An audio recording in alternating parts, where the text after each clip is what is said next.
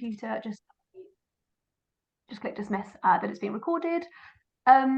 I use closed captions and subtitles, so you might, when you enter the room, have another thing just saying that it's being transcribed. That's the only reason, is because I use subtitles. Cool. So I am so excited to have the amazing Alice Benham with us today. Alice has become a really good friend of mine. Marketing is a huge part of my life and has done absolutely incredible things for our business. And so many people who are within our network, again, like us, share a huge passion for marketing. In my mind, she needs no introduction. So I'm going to go straight in and say I'm really excited to hand over to the lovely Alice Benham. That's so kind. Thanks, Rachel. Thank you for having me. I will just preface this for anyone that's on the recording as well who missed it earlier. I am a hay fever sufferer right now. So if you see me crying, I'm not crying at marketing. I don't feel quite that emotional about marketing strategy. If I'm sniffling, just ignore me. I've got some things going on over here, pollen related. But so excited to be here and very excited to be talking about marketing strategies today. If, as we were chatting about before, maybe Rachel feels like a bit of a nerd when it comes to accounting, I feel like a bit of a nerd when it comes to marketing. Like, get me at a dinner party, and even if there's not business owners there, like, I'm trying to somehow bring marketing into the conversation. I just think it's fascinating, and it's an incredible tool that so many of us, whether we're business owners, freelancers, creatives, we can utilize within our businesses. And for me, when I think about marketing and teach marketing, it's all about how can I make it more actionable and more clear. I feel like the marketing world is so full of, you know, kind of this like blue sky advice, you know, and people say like, just show up, or like, be consistent, or like, be you. And it's like, cool, what does that mean? I don't know what any of that actually looks like in practice. Now, a lot of that is sound advice, but what I really care about is giving advice that feels actionable and also based in theory. I think one of the hardest things in business, but also just in wider life, is when we're doing something and we don't know why. I don't know if any of you resonate with that. Perhaps when you reflect on how you felt about marketing previously, you've kind of just been doing something because someone else told you to, or you feel like you should, but after a while you've lost consistency. And I bet part of the reason that you lost consistency was because you didn't know why you were doing it. There wasn't a theory behind the action that you were taking. So just in the same way that for accountants, there's tons of theory and legislation behind what they're doing, I think marketing can look the same way. And when we understand why we're doing something, it's so much easier to then do it consistently and do it effectively. So with all of that in mind, what we're going to be looking at today is creating a marketing strategy that works. And the reason I add in that line at the end, that works, is because from my perspective, there's no point making a marketing strategy if it's not going to be effective for us. Something I see so often is people seeing the goal as creating a marketing strategy. And it all becomes about creating the strategy. And we just throw these two words around and go, I'm going to build a marketing strategy. And then we do it. Maybe we pay someone lots of money to do it for us or with us. And then that's it. And if I'm honest, it's better to not build a strategy if that's all that's going to happen, because it's not about having a strategy. It's about using a strategy. You can take that across the board. Any kind of strategy that you're building, marketing or any other area of business, it's not about creating it, it's about using it. So when I talk about a marketing strategy that works, it's all about creating something that actually helps us to take action. So what we're going to look at today is what I see as kind of the three components of an effective marketing strategy. And I'm going to preface this workshop by saying that we are going to be covering a lot of ground. So hold tight. Make some notes, and there is going to be a recording of this. So if you need to watch this back, if you need to take it kind of step by step, that's totally fine. But what I didn't want to do today was kind of just give you one piece of the puzzle. We're going to work through all three of the components, and then you can figure out what action is going to be best for you off the back of this. The other thing I'll say, if you are here live, love a bit of interaction. So if you have any questions, if something's resonating, if it doesn't make sense, or if you want to share your perspective, please do share that in the chat box. It's really helpful for me to kind of know how everything is landing. I also realized I didn't do any kind of introducing of myself at the start there, but the fact that I love marketing and we're going to do this workshop together, I think is enough. I can tell you about all of the other things that I do at the end, if anyone cares, but let's be honest, we're here for the marketing strategy. So let's start with some definitions, because I feel like marketing just gets thrown about and we don't often clarify what is it that we're actually talking about. So let's get really clear on actually what marketing is. And this is my definition. Every expert that you speak to will look at it slightly differently, but we're all kind of talking about the same thing. From my perspective, marketing is about using the voice of your business to create touch points which attract a relevant community and nurture them towards a sale. It's a little bit wordy because I wanted to kind of capture every piece of it. But all in all, marketing is just about using that voice of your business to connect with people and ultimately sell to them. That's it, right? And let's own it that that's it. You know, I'm a big believer in looking at marketing, not just as a place to sell and promote, but as a place to build community and connect and give value and share. But I think it's important we also do bring in that piece of wanting to make sales as well. You know, many of you, and I'll probably use Rachel, you as an example a lot throughout this workshop, because if someone is watching this, they're probably going to be familiar with how you do marketing. Rachel's big focus in her marketing, which is so clear, is giving value and building community. Everything that she's doing comes across in that way, and that's authentic. But she's doing all of that because part of the end goal is about generating sales, generating revenue. It's not icky to acknowledge that, right? You're looking to get inquiries or opportunities. You're looking to build a network that's going to be strategic for you. So we want to kind of hold those two goals in the same sentence. It's about attracting that relevant community and then nurturing them towards a sale. And the reason that I use that definition of the voice of your business and touch points is that marketing isn't social media. Marketing isn't Instagram. Marketing isn't TikTok. Marketing isn't a podcast. Those are all touch points within marketing. Marketing is just the voice of your business. I'm technically doing marketing right now, meeting all of you new people, connecting with a new audience. Marketing is what you're doing when you're at a networking event. Marketing is the experience that you give your clients so they refer you on to other people. Anytime the voice of your business is being used, it's likely marketing. So if we then think about what a marketing strategy is, because I think this is where it can get confusing, can't it? It's like marketing plus this word strategy that feels very shiny and exciting, but never we really actually know what it means.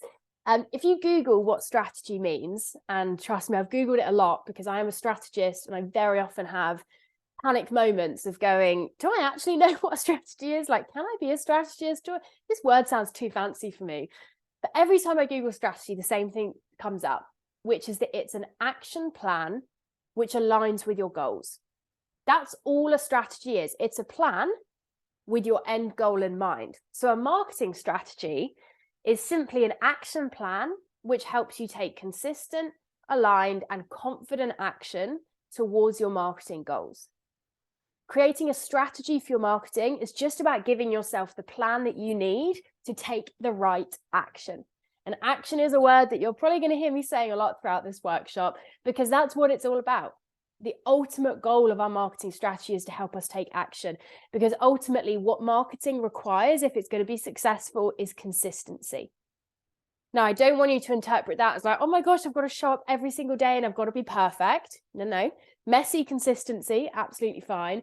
But ultimately, consistency is important. You can't put one thing out online. You can't do one marketing activity and go, oh, there we go, marketing successful. No, it takes time to build relationships, to build trust, to nurture people. It's kind of like every activity, every action you take in marketing is like casting a vote.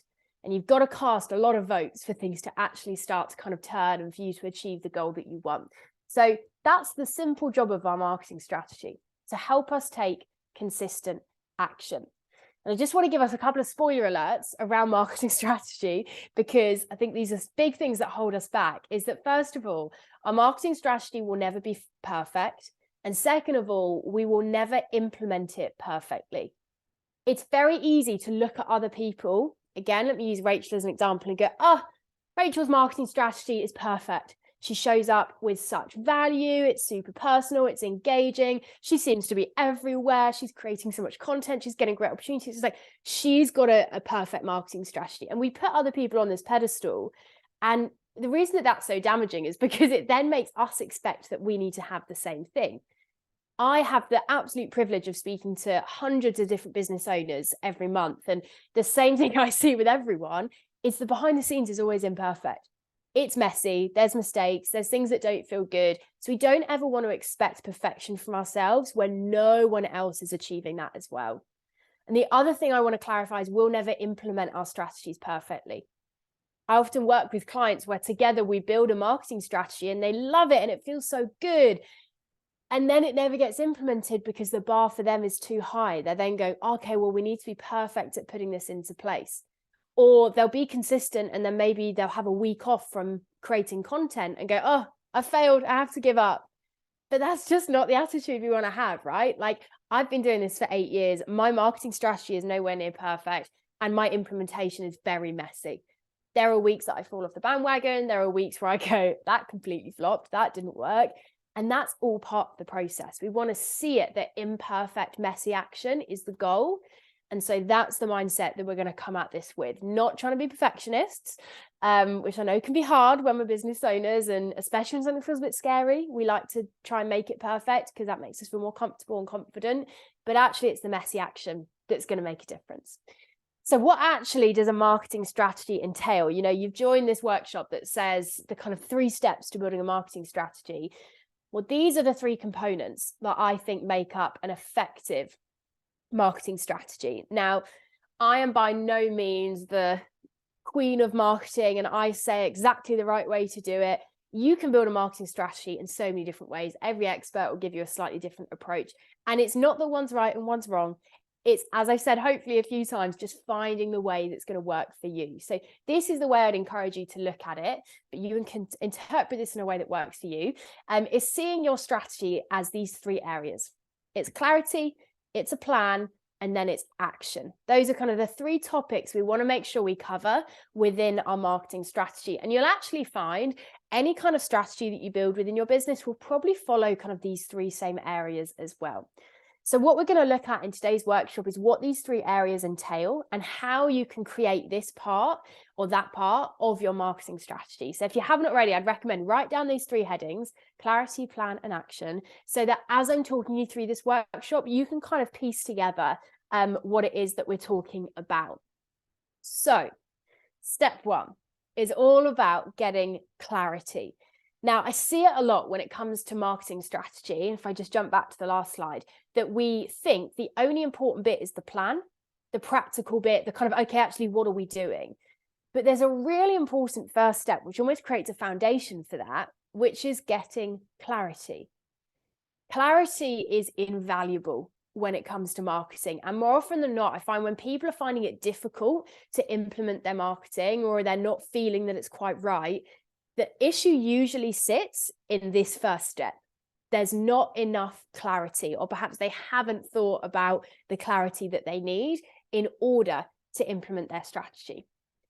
So clarity in terms of our marketing strategy, I think, spans 3 different areas. And the first of those areas is clarity around why are you showing up?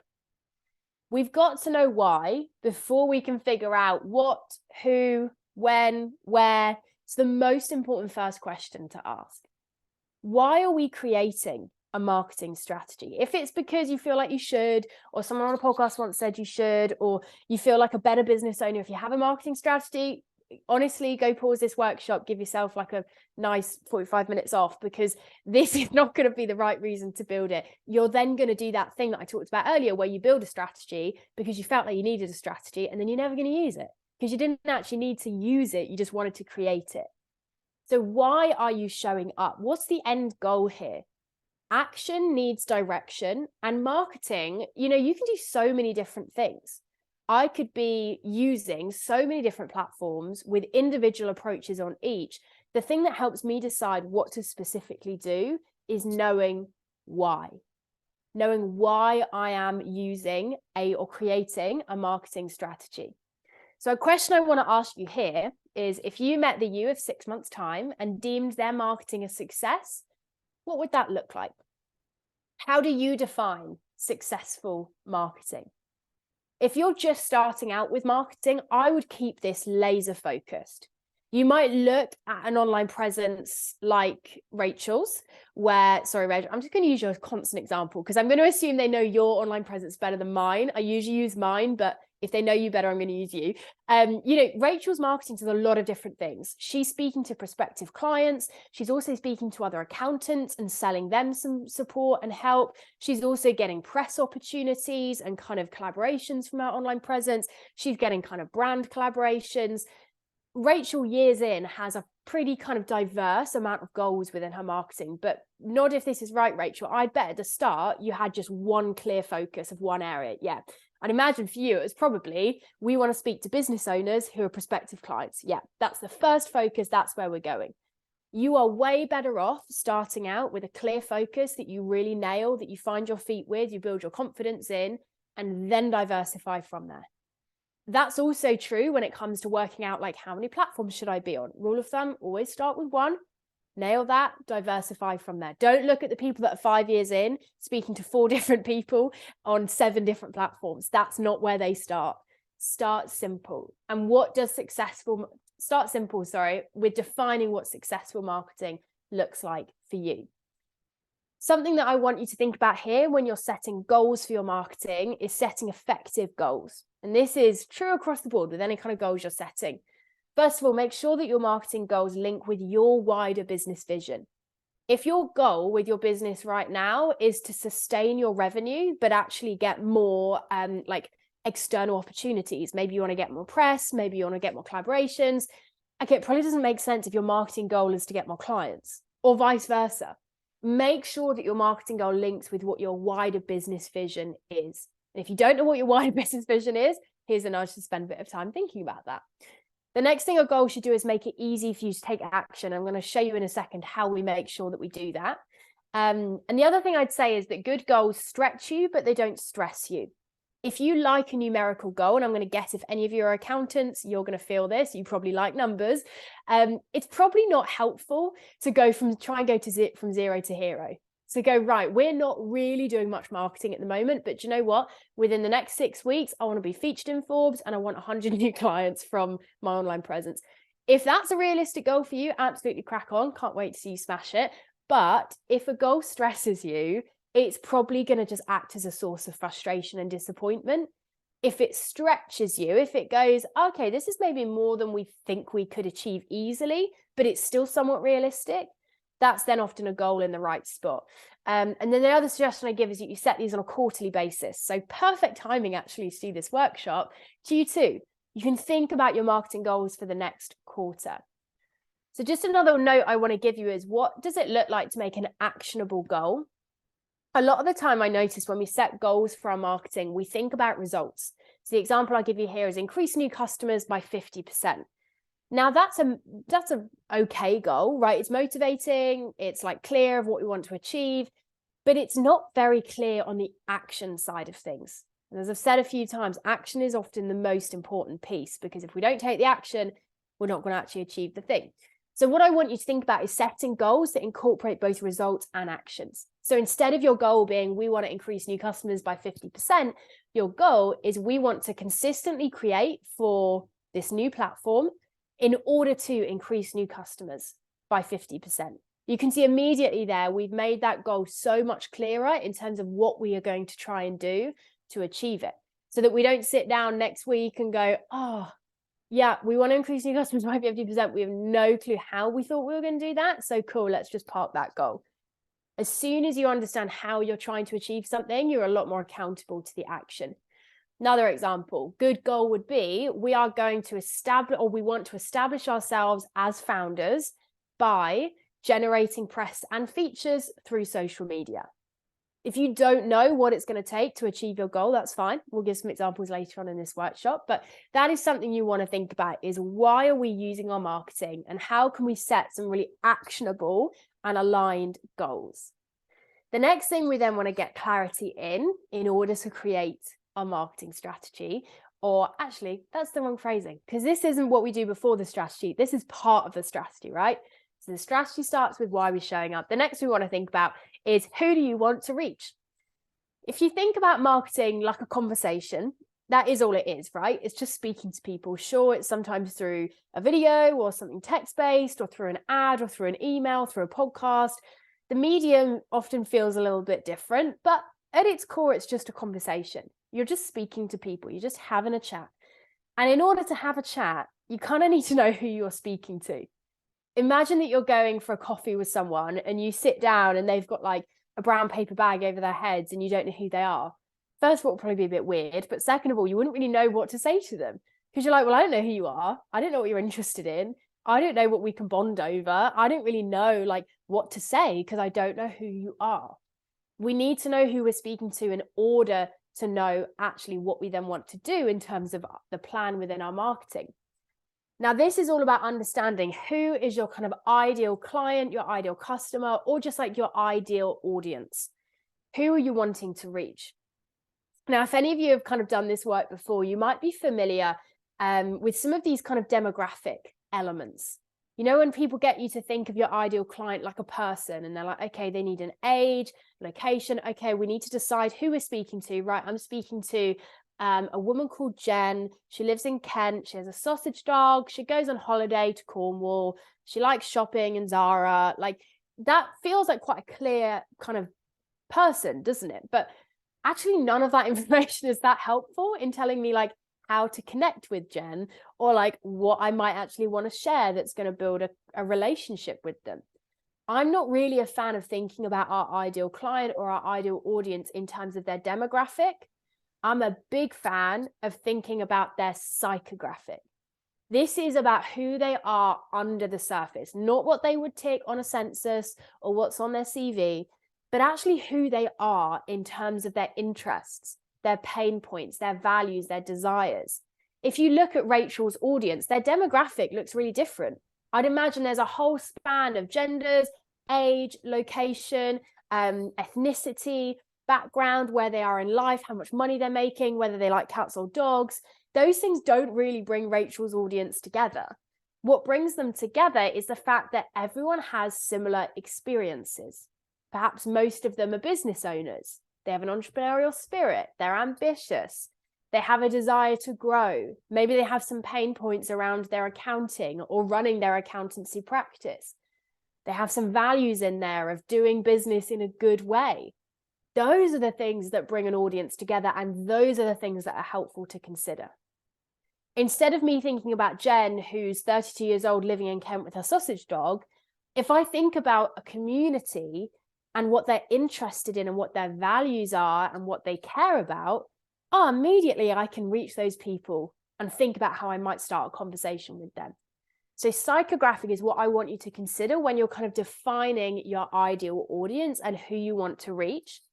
And then the final thing we want to get clear in within our marketing strategy is, what is our mission? Mission might sound a bit intense, right? It's a bit like we're like going to the moon or something. But when I talk about mission, what I basically mean is like, what does your business do? Or what do you do if you're not a business? If you're kind of I don't know what people would be other than businesses, but who knows? There's always one. Whatever you do, that is what we're talking about in terms of mission.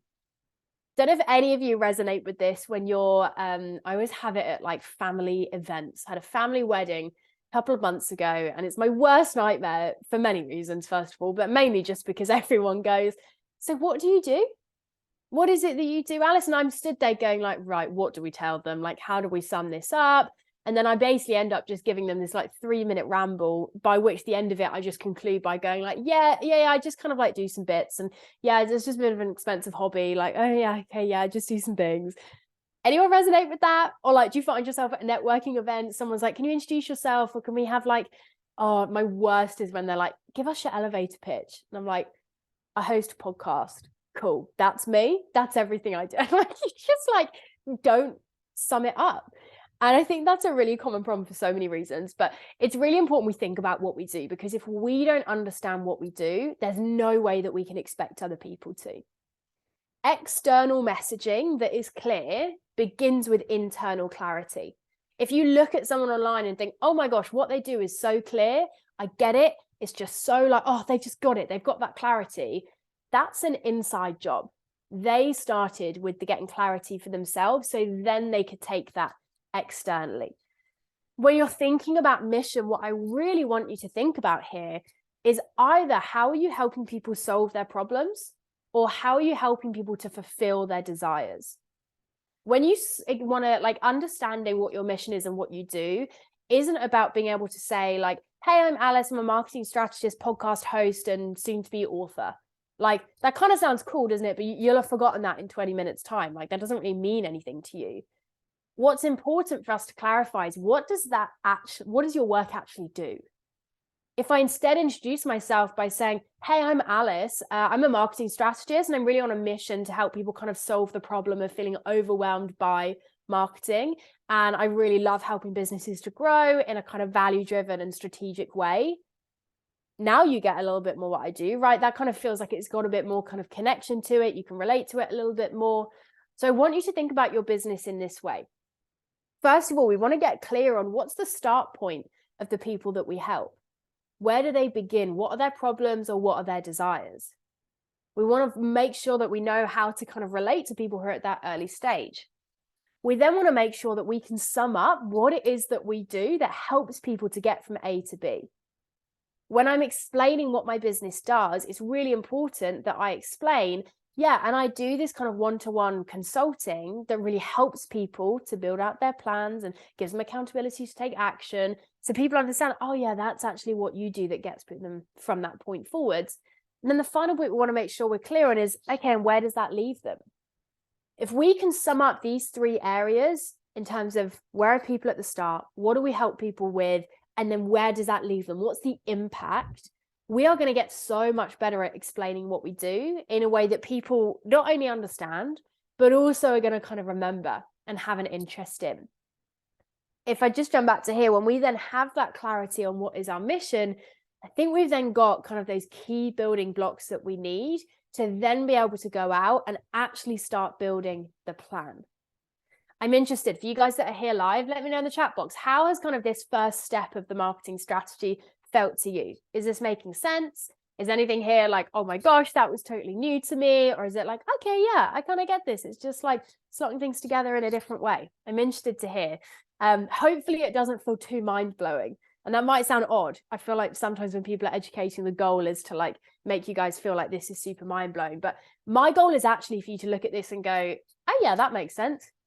Oh, right, okay. It's not that hard, is it? No, cool. We've all thought about these things in some way or another, right? You've thought about your goals. You've thought about who you're trying to reach. You've thought about what you do. This is just a bit of a structure to see kind of why it's important to look at it in this way. So good to hear. Heather, it's great. Thank you, Rachel. I'm like, oh, there's another Rachel. It's Rachel. Complete sense. So much easier to focus on one thing. Love that. Less overwhelming. Freya, super useful. Okay, fab. Well, if anything isn't making sense, if at any point it doesn't feel, if it feels underwhelming. No, if it feels overwhelming or confusing, just shout. But these are the first 3 things we want to get clear on. And a big underline I would give to all of this that I've just shared is you will never achieve total clarity. It is very easy to spend ages going round in circles doing this first step. I know I said earlier, like, this is a step people often forget, like this is the step that people often don't do. But this is also then the step at the other end of the spectrum that people spend time on, too much time. I've had it before where I work with a client on this. And I mean, this is partly Maya. I've definitely learned from kind of these experiences where we'll talk about these things. And I'm like, okay, go get clear on these. And then we'll work to the next step. And then like 6 months later, they're like, yeah, we still can't figure this out. We're still thinking about it. And I'm like, right, you either really need to rethink your business if you truly don't know the answer to these 3 things. But actually, it's never that. It's always that they have an answer. But just as you're saying in the chat, Francesca, perfectionism is becoming an enemy. And often perfectionism, I think, comes from like a slightly negative place. I think we think perfectionism is really good, don't we? We're like, look at me, I'm such a perfectionist. I care so much. Usually perfectionism is self-sabotage because we're scared of something, because we don't want to be able to do the uncomfortable thing, because we know the next step of the marketing strategy is the bit that we actually have to like do and like implement. It's like, oh, we'll just keep doing this. Like, yeah, sorry, Alice, like I'm still not showing up because I just don't fully know who my ideal client is. I think I need to do another survey. I think I need to spend it. It's like, just get on with it. I say that with so much love. So have enough clarity in these 3 areas and then know when to move on. Because do you know what? As you take action, you'll get more clarity. So these things will always be improving in your business. Every day that I show up, I get clear on these 3 things. I get clearer every day on my goals, on who I'm reaching, and on what it is that I actually do. So get clarity, but only get enough clarity. And then move on to step 2, which is all about creating a plan. Thank you, Francesca and Chris, by the way, for your comments. So good that this is resonating. And Francesca, really glad that that reminder about the one thing helped. Yeah, if any of you are kind of towards the start of your marketing journey, that's the biggest thing I'd keep in mind, is like simple, narrow, like do less, have smaller goals, have less, like try to show up less. A lot of the time when I'm working with clients, I think they expect I'm going to be telling them to do more. And sometimes that's the case. Like, say if I'm working with a more established business, sometimes it is like, okay, how can we amp this up? Like, I wouldn't advise this to Rachel because she is everywhere all the time. I don't know how you do it. Well, I know how you do it, Rachel. You have help, which I think is always helpful for people to know, isn't it? Like, it's not realistic for everyone to do all of the things by themselves unless you want to burn out. But I do sometimes find with bigger businesses, yeah, we're looking at how do we do more? How do we add in different goals or different strategies? But if you're at the start, usually what I do with clients is narrow the focus. They'll go, okay, I want to show up every day. And I go, well, what about twice a week? Or they'll go, okay, we want to nail TikTok, Instagram, and Twitter at the same time. And I'm going to go, cool. Which one are we starting with? And then in 3 months, which one are we then going to bring in? Start small. You'll make so much more progress. You'll find your feet so much easier. And then we can kind of grow it from there. So step 2, creating the plan. I think this is the bit that we're more familiar with as like building a marketing strategy, because this is where we're practically looking at like, what are we actually doing in our marketing? And when we think about the plan part of a marketing strategy, I want you to think about these 3 areas, which is platforms, content, and frequency. Now, we're just going to be looking today at platforms and content, and frequency is a bit of a beast within itself, but platforms and content are the most important too. Because basically what we're thinking about here is, where are we showing up, with what in terms of content or activity, and then how often. Just to give you those kind of like plain English definitions. Platforms is simply, where are we doing it? What are we using? Content is, okay, what are we doing there? And then frequency is how often. The reason we're not touching on frequency today is almost just because it's quite a simple one of like, be as frequent as you can, but don't set the bar so high that then you struggle to be consistent. That's what I'll say on frequency today. So we're going to have a look at platforms and content as the first 2 steps. So in order to figure out what our platforms should be, or our content as well, I want to introduce you to a little bit of theory called the buyer's journey. All of you will probably have heard some version of the buyer's journey at some point, but the buyer's journey is incredibly valuable in helping us to look at our marketing in a theory-based way. You know, when people say like, oh, you should be on TikTok, and you're like, okay, why? And they're like, just because it's blowing up, because it's a cool place to be. Or when they're like, you should definitely have a podcast, like you should definitely do email marketing. And the biggest thing I always love to ask is like, okay, well, why?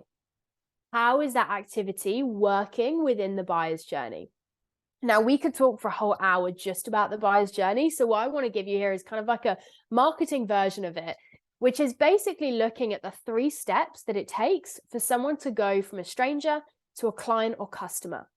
People go through this journey with everything that they buy, with every decision that they make.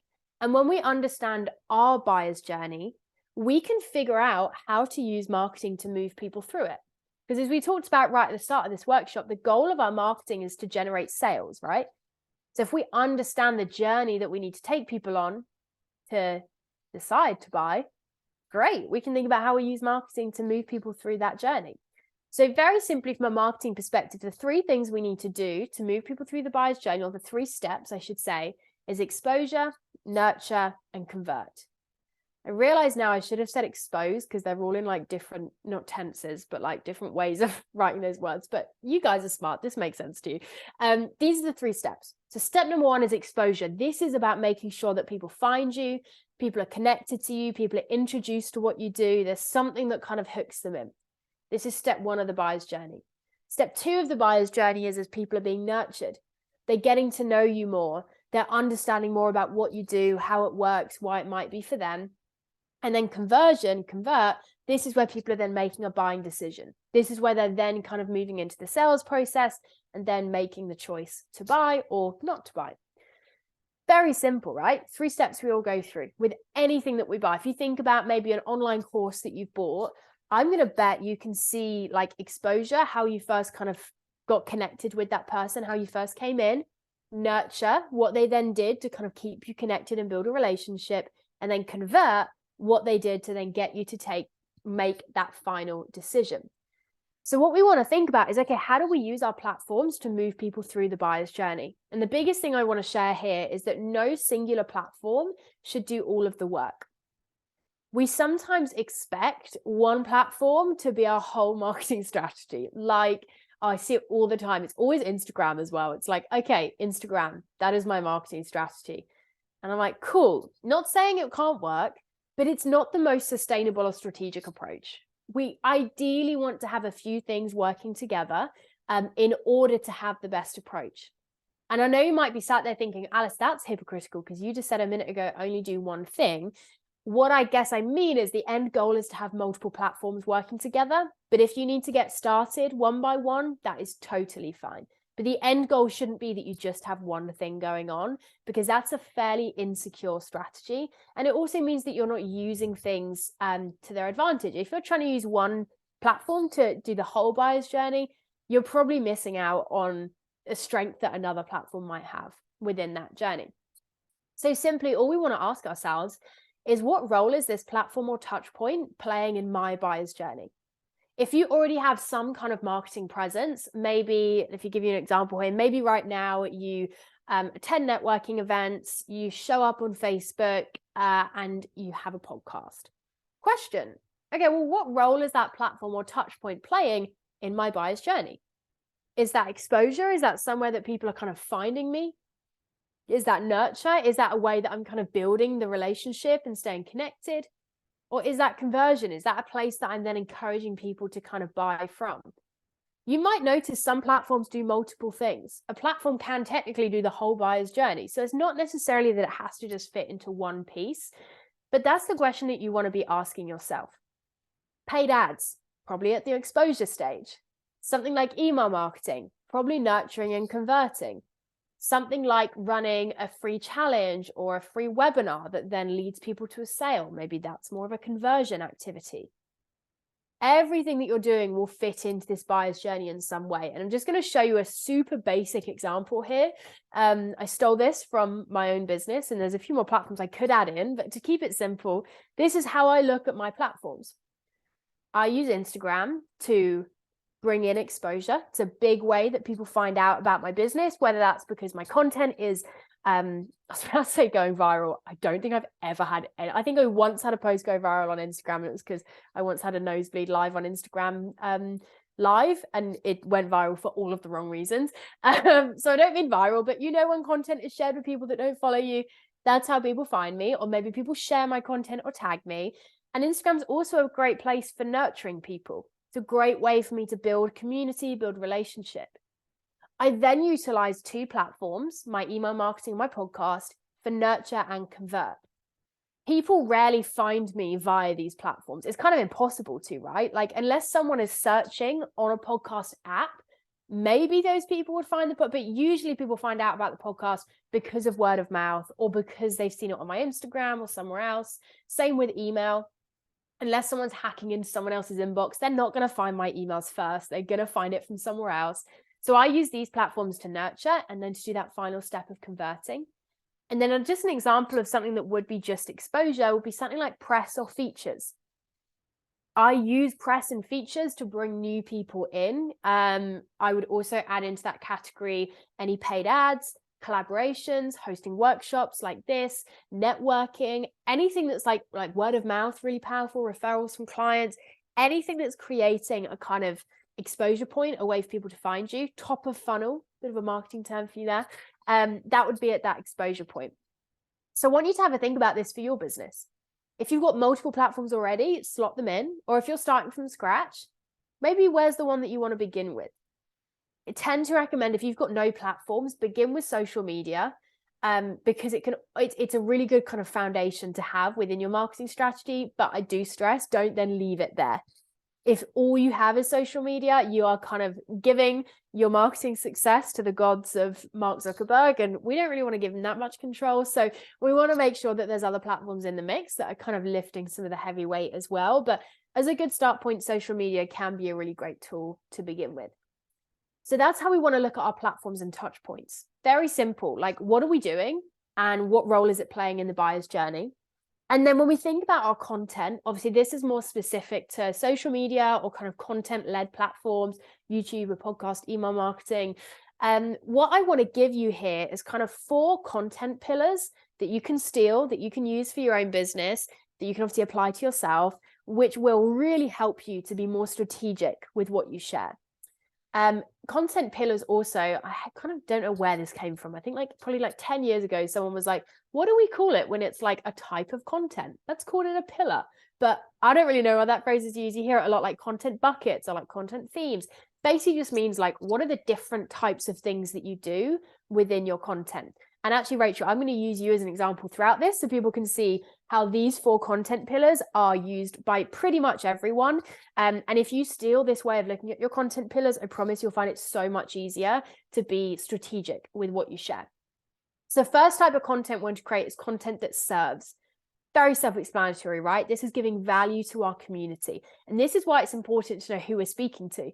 Because if Rachel was in the early days just speaking to business owners who needed accountancy support, then she knew that, okay, my serve content needs to be all about finances for small businesses. That's what all the serve content is about. It's about giving information, inspiration, creating stuff that's relatable, stuff that's supportive, giving out free value. When you serve a community, not only are you going to kind of attract people in, but you're going to give people a bit of a taster of your perspectives, your thoughts, your expertise, what it's like to work with you. I know sometimes the advice can be like, don't share much for free because then people will never pay for it. But like in my opinion and in my experience, the more that you share for free, the more community you're going to build and the more trust you're going to create with them. Therefore, the more sales you're going to generate.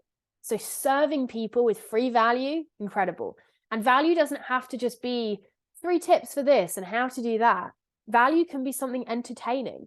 Like when Rachel puts up like a reel or a video that's just like a little bit funny, that's strategic content. That's entertaining. That's giving you value. So that's the first content pillar that's good to have in the mix. And that's often helping us with that first stage of exposure. This next content pillar, connect to you, as it says on the tin, is all about connecting people to us, whether that's us as a business or us as an individual or a business owner. People buy from people, and a big reason why your business will be able to have success in terms of marketing is because people have an ability to connect with you. So sharing that is incredibly valuable. Now, you don't have to take it as far as I did and have a nosebleed on Instagram Live. I don't mean that. You don't even have to be sharing like, here's what I had for breakfast or here's what my cats or dogs are up to. It can all be in still a work context. But sharing the behind the scenes, maybe sharing some of like your wins or your challenges or your lessons, maybe just documenting what you're up to. It's going to make stuff more personal. It's going to help people to connect more. And it's going to help people to realize, okay, I don't want to just hire someone. I want to hire you. Or I don't want to just buy this from someone. I want to buy this from you. That's the purpose of building that kind of engaged community, is those people that inquire and go, I've been watching you for ages, and I knew I wanted to work with you when I needed this kind of help. Rachel is nodding her head because I can bet, she's never told me this, but I can absolutely bet that's what her inquiries look like a lot of the time. It's like, we need an accountant. I'm not inquiring with 20 different people because I've built a relationship with you. I want to choose you. So that's why we want to have this second content pillar in, content that connects to you. And the third content pillar we want to have in, both of these are about kind of helping to nurture people, 2 and 3, is showing your work. I say this probably almost on a daily basis, and I think I'll have to say it forever because it's amazing how often we forget it. If people don't know what you do, they can't buy it. That might sound so obvious, right? But I see it all of the time. People be like, oh, why have my audience not like bought anything in a while? Why does no one buy? And I'm like, well, what do you do with your content? And they're like, well, I just serve and I create fun content. I connect people to me. And I'm like, and like, what are we expecting people to buy from us if they don't actually know what we do? I want to give you an analogy here. If you don't do this third and actually the fourth pillar as well of asking for the sale and showing people what we do, it's kind of like you're creating a restaurant where there's no menus and there's no waiters. You're expecting your community to sit there, figure out what you sell. Maybe they have to walk themselves to the kitchen, have a little look at what the chefs are making, beg someone to make it for them because it's not clear how they order. Like, how many times have you guys been in a situation where if the path to purchasing isn't clear, you don't purchase? Like, you know, and you're at like a busy market or something and it's so unclear, like, where's the queue? Where do I order? Where do I pick up? 9 times out of 10, if it's not clear, people don't take action. People need to know what you do and also how to take action in inquiring or buying in order to be encouraged to take the action. So this third content pillar is about showing your work. Every time that Rachel shows that she's working with a client or in the office, or they've signed another client, or that they've, I don't know, a client tags her in something and she says, yep, so great to work with this person and do this work, or I don't know, Rachel, if you do this, but documenting, like, you know, there's another tax return that's just gone in and today we're working on this person's whatever. I love how I technically know accountancy, but I have no clue what you do all day. I'm sure it's numbers. Doing a balance sheet. I remember learning about that. Anytime you can kind of document that, it's showing people what you do. When I share with my community, like, here's what I'm up to today, here's the client I'm with, here's the work we're doing, or in my product-based business, if I've got a second business, it's a stationery shop, if I'm ever sharing, like, here's our newest product, or here's me using it, I'm not doing that for fun. I'm doing that because people need to know what we sell in order to buy. So that's why this third content pillar is important. And then the fourth content pillar, which I kind of mentioned already, is asking for the sale. Again, it's, if you imagine that kind of restaurant scenario, okay, so we've showed people what they can buy, we've given them the menu, but now there's no waiters. There's no like way for people to buy. Like, we're basically hoping that people are going to be interested enough to like come to our website, dig around, find some kind of information there, and maybe then email us to ask. Sure, some people will do that, but again, we want to make it really clear for people. Asking for the sale, inviting people to take action is really important. You haven't got to do it all the time, but just making sure it's within your marketing strategy. Sorry, take that back. Making sure it's within your content and within what you share every now and again, a call to action, really important. Again, Rachel, as an example, I'm going to bet that she has lots of people just finding her website or link in bio and booking inquiry calls straight away. But I'd also bet that every time that Rachel shares a story or an email going, here's the link to book a discovery call, quick reminder, a flurry of people then book in. That's because a lot of people kind of sit back and wait for us to invite them as opposed to take the proactive action. So if you want to steal these 4 content pillars, I'm going to promise if you do all 4 of these in a consistent way, you are going to see your content being more strategic and also selling to people. That's the important thing. And I say selling, I make sure to bring that word in because I think we all think selling's really icky. Oh, selling through content is like a big putting out a sales pitch every day and forcing people to buy. Like, no, a funny video is selling. Documenting your day is selling. Celebrating that you just got a new client or customer is selling. Showing an unpacking video of your products is selling. Everything you do that is in these 4 areas counts as selling. And that's a great thing. We want to see it that selling is good. And selling doesn't have to feel icky for our audiences or for us. So what we've just looked at there is the kind of steps within our plan, our platforms, our content, and then we touched a bit on frequency as well. So this is the second and kind of bulky middle piece of our marketing strategy. And just as before, let me know in the chat box, how has this second step landed? Again, hopefully what you're seeing here is not stuff that's like massively new to you. Maybe new to you was like the buyer's journey, or maybe you've not thought of content pillars in that way. So let me know, like, how has this felt? But as I said, hopefully this has just started to kind of put things into a structure, helps you to see kind of how these things fit together, or perhaps why they're relevant. This is kind of the key part of our marketing strategy, because obviously we do need the plan in order to take the action, right? If we don't know where we're showing up or what we're showing up with, really, really difficult to take action. And I stress there's no like perfect way of even doing this step. I've got clients who have their content pillars like down to a T. They've got Notion boards of tons of detail and 20. I've got one of my clients has 18 content pillars. And I would not advise that for most people. They have like 17 members, so it kind of works for them. But like, I've got other clients where all we talk about with content pillars is like 3 different things that they roughly want to do. They don't really have any detail on them. You just kind of use that as a structure. I give those 2 examples as 2 ends of the spectrum to share that like whatever depth you do this plan to, as long as it works for you, it works. Sometimes my definition of this part of my marketing strategy is just like a few notes that I make based on like, okay, the goal for the next month is trying to sell this. Okay, roughly what do we need to be doing and where? It doesn't need to be super detailed if that's not going to serve you.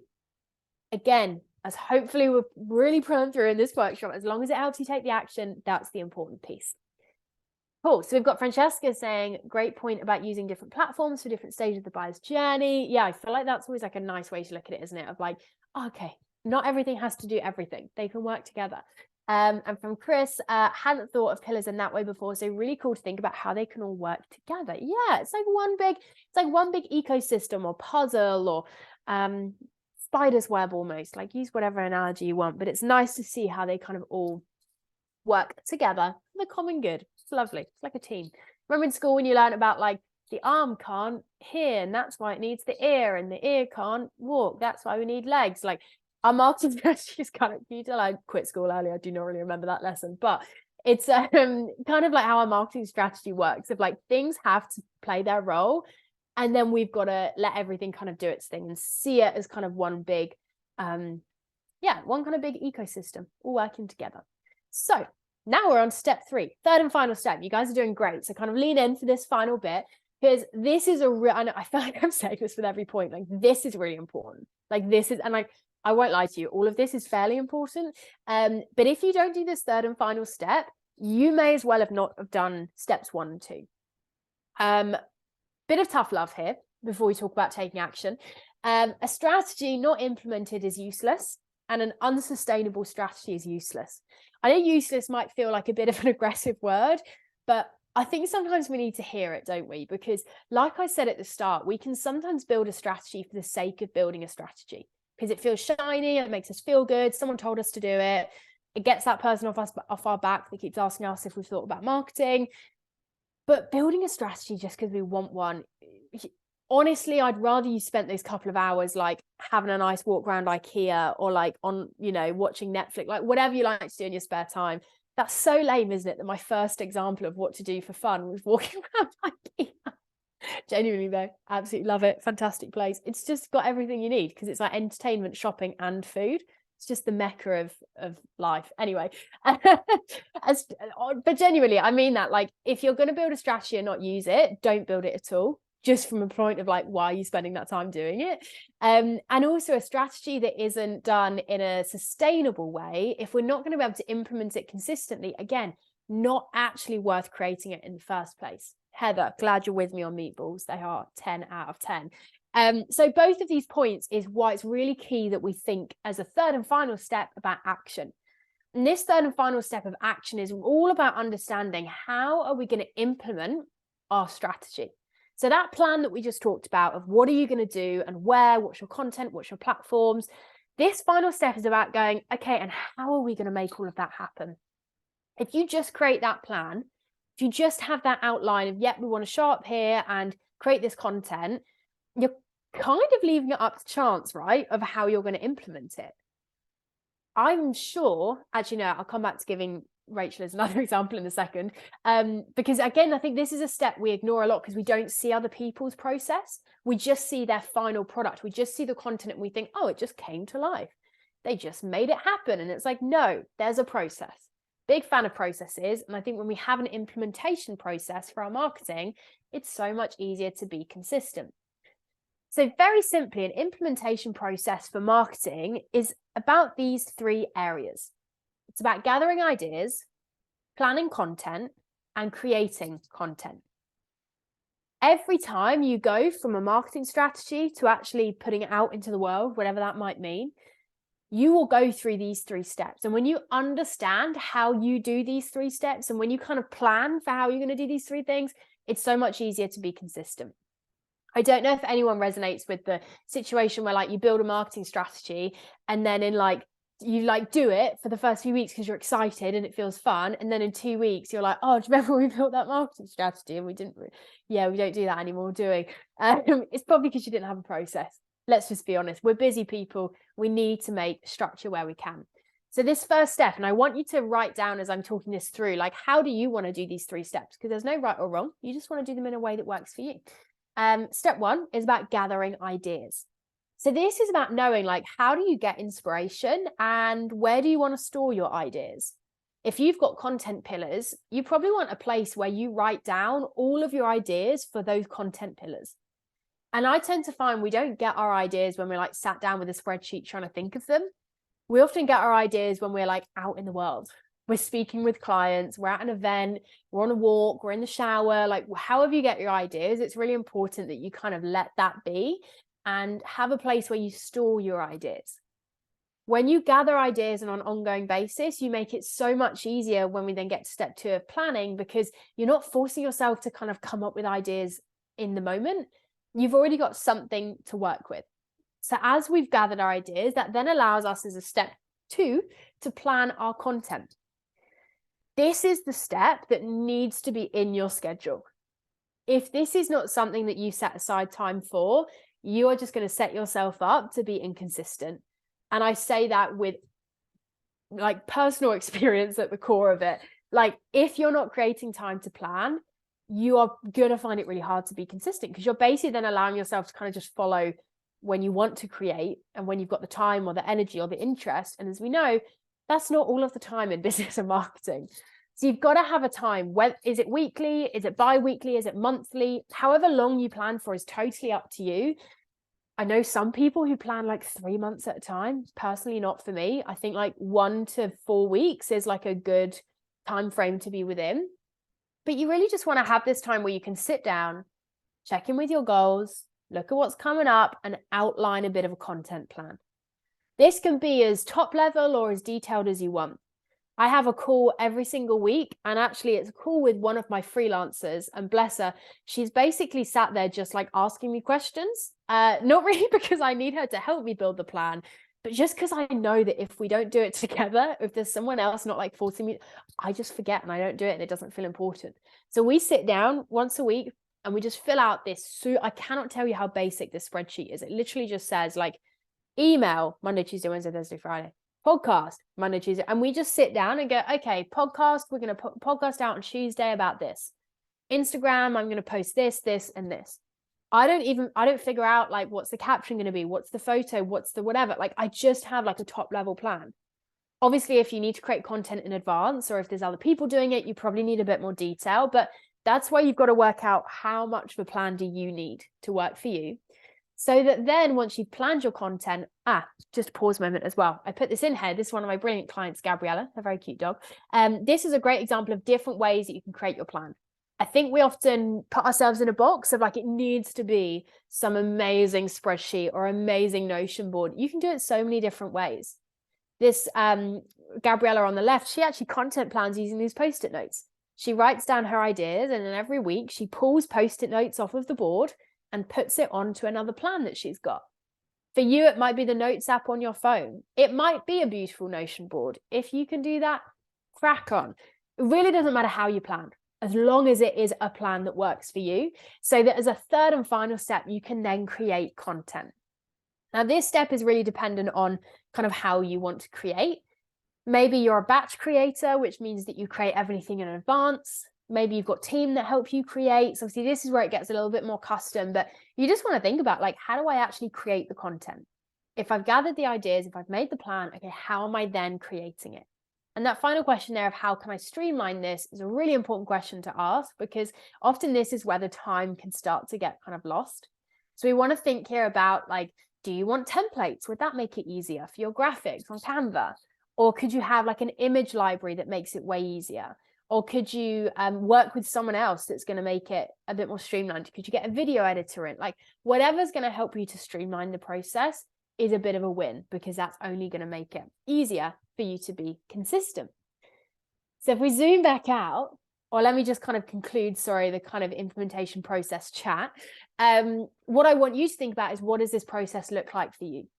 How do these 3 steps happen for you and your business? And not how would it be cool for this to happen, but how does this actually work for you? I will bet, even if it's sometimes messy and not always stuck to 100%, Rachel has her version of this process. where she's sitting down. I'm sure there's a way she gathers ideas. And there'll be a time weekly, bi-weekly or monthly where she sits likely with a team member to do the planning. And then there's a clear plan of when she's going to create the content. It's blue sky wishing to go like, I'm going to show up consistently on TikTok. When am I going to make those videos? Whenever. I'll figure it out. I'll wait till I'm inspired. Like, no. We're busy people. That is a recipe for not actually doing it. So we've got to keep ourselves accountable and kind of have this clear process in place. Even if we don't always implement it consistently and perfectly, that is okay. So if we zoom back out, what we've then run through over the last hour, which you guys have done an amazing job at kind of keeping engaged with, I know it's a lot at once, is these 3 steps within our marketing strategy: getting clarity, creating a plan, and figuring out how we're going to take action. The biggest thing I want you to think about in terms of implementing this workshop is, which one of these do you think you need to do a bit of work in? I know that you'll probably be able to look at all of them and go, I could definitely improve in every single one. That's life. I feel the same way. But pick one. Which one is perhaps the weakest in your business? Maybe you've got a great plan and you know your implementation process, but actually you're like, I don't think we've got much clarity. Maybe that's where you want to go. Or maybe you've got the first 2 and actually you fall at the final hurdle of actually implementing it. Have a think about some time that you could set aside over the next few weeks to maybe do a bit of work in one of these areas. And the biggest thing I want to leave you with, which hopefully has kind of felt like a constant reminder throughout this workshop, is that it's never going to feel perfect. And the only secret to growth is messy, curious, and consistent action. And I even say consistent with a big like star next to it, and then a little star at the bottom of the screen that doesn't actually exist, that basically says like, but still kind of imperfectly consistent. Like, I would say consistency is more about being like persistent and just keeping trying. And even when you fail, having a go again. And even when it doesn't work, trying to see what you can learn and go at it again. That's what I mean by consistency. So this is what I want you to commit to. Yes, we're going to build a marketing strategy, but ultimately what we're going to do is take messy, curious, and consistent action. So that is it for this workshop. If anyone has any questions, feel free to pop them in the chat box, or if anyone's watching this on the replay and you're thinking like, there's something I really need to ask, like, my DMs are an open book. Send me a voice note, send me a message. I'd love to help. But yeah, I really hope you guys have found this helpful, and I'll hand back over to Rachel for what we're going to do next. Amazing. Thank you so much. Yeah, just, I guess if anybody does have any final questions, like, please do pop them in the chat while we're here. That was amazing. Oh, thank you. That Were was all so of my good. assumptions true about your marketing? Oh, literally every single one. Yeah, every single one. Like, from starting being like, I'm just going to try and get some small business owners, all the way through to now being like, but I can imagine someone would look at what I do now and be like, okay, well, I need 17 revenue streams. Mm-hmm. And like all of these different types of content, and I need to be like on all of the platforms. Like, I literally started on one platform with one goal and one type of content, and then yeah, that's it. I honestly think like marketing, but also just in general, like business envy is just so unproductive. I think we think it's inspiration, but 9 times out of 10, it doesn't help us at all. Because it does make you think like, okay, where Rachel and Alice are, I need to start there. And I'm always like, no, like, I spent 3 years just doing, like you said, the same thing on one platform. I had one thing that I did in my business.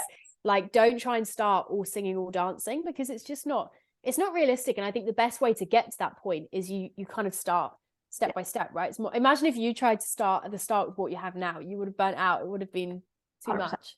Yeah. And like, it's really easy to play like content or like social, like top trumps, where like you're comparing followers or revenue streams or services. And yeah, actually, I think nobody really knows what happens behind the scenes. Like, for us, there's so much substance behind the socials. And so really, like, it becomes really easy for us to have like blinker vision and be like, it actually doesn't matter what anyone else is doing. Like, if someone's giving sort of all this like TikTok tax advice, it could be that they don't actually have a business behind the scenes to support any inquiries that they do get. And so yeah, the TikTok top trumps, where you're like, oh, how many followers have they got? Somebody, Heather, has asked, have you got any advice for those that struggle putting their face in front of a camera? Oh, I think this kind of links with what we're saying here of like, if you look at people that are super confident, like, you know, Rachel, I'm just you're going to be my guinea pig at all future work, because you're actually a great person for examples. Because I feel like you're in a position where a lot of people would look at what you do and go like, that's what I'm wanting to build. And I think it's always helpful to like debunk what it takes to get there. Like you might look at I don't know, like the TikTok that you posted the other day, Rachel, where you're like running through a car park and singing and like throwing your jacket off. Like that's a fair bit of confidence, right? Like that's pretty cool. But everyone, I can bet, that shows up online with their face in a really confident way began with like terrified first steps. Like it is a muscle, and I think muscles, not I think, I know muscles get stronger the more that you use them. So instead of looking at, okay, step one is I have to do a video of myself talking to camera, okay, what are the baby steps? Like, could you post a video just with a voiceover? And that helps you to build a bit of confidence using your voice before you perhaps use your face. And then when you are having a go at talking to camera, I think the first thing I'd say is like, it's okay to practice and get it wrong. Even me, like I've been doing it for 8 years, and I probably record 3 or 4 times to get the right one when I'm doing like a talking to camera thing. Like that's okay. No one's getting it perfect first try. And the thing that always helps me as well is to just imagine that I'm speaking to one person instead of like, hey guys, I'm broadcasting to loads of people. Like that feels icky, right? Whereas for me, like even when I'm hosting a workshop like this, I always just look at and think of one person. I'm just speaking to an individual. So if you imagine it maybe like you're FaceTiming someone or you're just having a chat. And I think as well, having a bit of a plan for what you're going to say helps as well. Because otherwise you kind of pick up the camera and it's like, oh, my hair's a bit weird. Oh, do you like my new plant? Oh, yeah. Okay. What do I want to say? Like, have a plan. Be like, okay, I want to come on and talk about what I've just done today and have a go at doing that, and kind of be okay that like it's not going to be super good at the start, and that's okay. And then probably the final thing I'd say, I could say so much about this because I think it holds all of us back in some way or another, is like nobody cares that much about you, and that is the best thing ever. I say that with so much love and encouragement. Like no one is trying to pick you apart as much as we think. Like no one is looking at us as closely as we're looking at ourselves. So sometimes I think you just got to like take the scary action and just have a go. And even if you like record a few and never put them anywhere, great. Give yourself a like easy start. But yeah, those would probably be my tips. Anything that helped you, Rachel, in the early days? Yeah, so I'm not sure. I think it was Heather that asked the question. If there's any accountants on Yeah. the call, I relate to this so much, and I struggled with confidence and content for such a long time that at Accountex this year, which is like, oh, I nearly said the Comic Con for accountants, but that was so cringe I couldn't say it out loud. It's a great accounting conference. I'm actually hosting a stand for the entire 2 days that is a content Ooh. creation clinic. Oh my And gosh, yeah, that's so cool. yeah, like it's basically accountant. I'm taking the whole desk, so people who like just see my content will see it and like realize that it's me, and people can come and create content with me. And I feel like if you can create content with somebody in real life, Yeah. in a really busy conference hall, but like I'm there like giving you the confidence, you will go home and be like, if I could do that in a crowd of people, I can do it in my room on my own. Yes, Heather, come to Accountex. So it's completely free. The content creation clinic, I'm really, really excited. We're in a little section. There's a headshot guy and then me. It's just gonna be me with a ring light. On the hour, every hour, we're doing group dance TikTok, so you can be a part of those as well. And then we're also planning a big Accountex, the musical. So I think for me, like we've all been to webinars like this and we leave just feeling so empowered. And then sometimes you get in your own way. And like I speak a lot about content creation, marketing, social media, specifically to accountants, and then they leave and like they taught themselves out of it. And so it's my job to go, I'm talking all about social media, and then I'm going to be like, come and follow me, like stand in this queue, wait, and let's make a TikTok together. And for people who don't want to or aren't ready to like do that stuff yet, there is so much content that you can make without your face that is still you. Like Mm. I do loads of stuff with b-roll, so footage that I've already got with voiceovers. I'm about to take a couple of weeks off to have some surgery, and so I'll be doing a lot of that while I'm off.